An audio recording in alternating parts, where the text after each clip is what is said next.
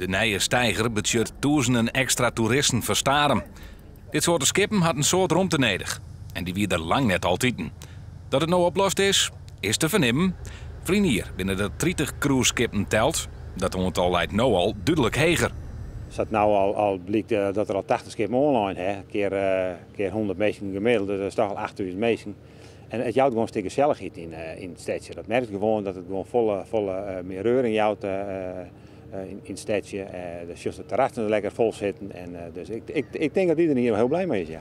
En hier in Oor had ik gevolgen voor de lokale economie. Het helpt altijd mooi. Nou? En nou ja, kijk, dit schip dat nou aankomt, ja, dat is van mij een fietsboot. Ja, die meesten fietsen misschien heel van een Hilpen of naar Oude Marm. Maar dat vind ik belangrijk, want je moet het breder zijn als alleen maar je eigen stadje.